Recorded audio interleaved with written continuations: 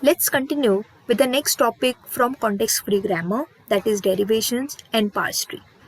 Obtaining a string of terminals from any given context-free grammar is called as derivation. In order to obtain a string of terminals, two procedures are followed. One is leftmost derivation and the second one is rightmost derivation. Okay, so we'll see how leftmost derivation and rightmost derivation works by means of one example. I'll take the same context-free grammar which was defined earlier, that is E gives E plus T or T gives T into F or F, and F gives ID. So given any string, say if I give you a string as ID plus ID into ID, let's check whether this string can be derived from this given CFG or not. Okay, to begin with, you have to start with the start symbol in this grammar. So start symbol in this grammar is E. So I start with the first production rule, that is E gives E plus T. If I am applying leftmost derivation, in that case, you are supposed to consider the leftmost non-terminal symbol in this form. Okay, so if you consider E plus T, which is the leftmost non-terminal symbol in this, it is E.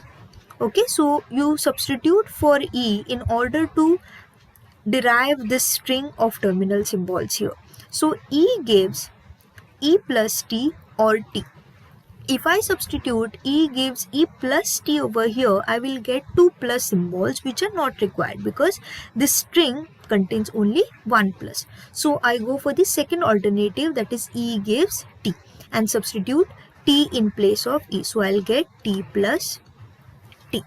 Next, again in this form, check which is the leftmost non-terminal symbol. It is T. Okay, so substitute for T. Now if you see, T gives T into F and T gives F. Just consider this production rule. If you substitute T gives T into F, if you substitute T into F over here, it will not give you proper string. Why? Because the first symbol which is required is plus in this case.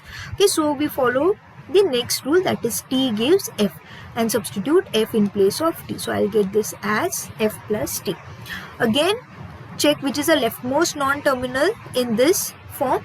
Okay, it is F. So substitute for F and you get F as ID. This will remain as it is. So if you see, this ID has been derived, that is the first part of string. Okay, now consider this and check which is the leftmost non-terminal symbol. So in this case, ID is a terminal symbol.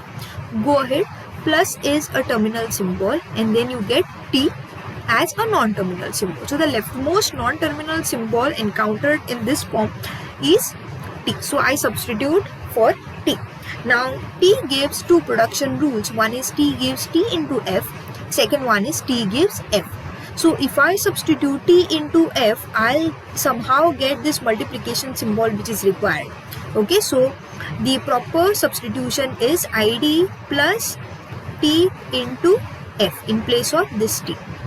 Now again, in this step, check which is the leftmost non-terminal symbol. So this T is leftmost non-terminal symbol.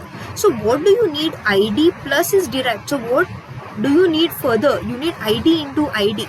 So T gives F can be substituted in place of T. So this will be ID plus, in place of T I substitute F, and the remaining part will be as it is.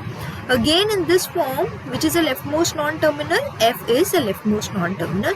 Substitute ID in place of F. So this will be ID plus ID into F. And finally in this form, which is a leftmost non-terminal symbol, it is F. So substitute ID. So ID plus ID into ID. So this is how you follow leftmost derivation in order to derive any given string. But now in order to generate the same string using rightmost derivation, in each step, okay, so if I consider the start symbol, that is E gives E plus T, I will have to check for the rightmost non-terminal symbol in this form. Okay, this intermediate form here, that is the steps, okay, intermediate steps are called as sentential forms. So if I want to follow rightmost derivation in order to derive this string, I'll check for the rightmost non-terminal symbol here. So rightmost non-terminal symbol in this case is t. Okay, so e will remain as it is, plus in place of t, if you substitute this t into f, there are chances that you will get this id into id. So you substitute t into f in place of t. Now again in this form, check which is the rightmost non-terminal symbol. Rightmost non-terminal symbol is f. So f only gives id. So substitute that. Then check which is the rightmost non-terminal in this form. It is t. So you substitute for t, e plus t gives t into f is not required because multiplication symbol is present just once. So I'll substitute f in place of t. Then again in this, f is the rightmost non-terminal symbol. So I'll write this as e plus f gives id into id. Then finally e plus id into id, which is a rightmost non-terminal symbol here. It is only e. So e gives, I'll substitute t in place of e plus id into id. Then only id is required. So see the path how id can be derived using this. T gives f. So substitute f in place of t, and finally f gives id. So you get id plus id into id. This is how you derive string by using rightmost derivation.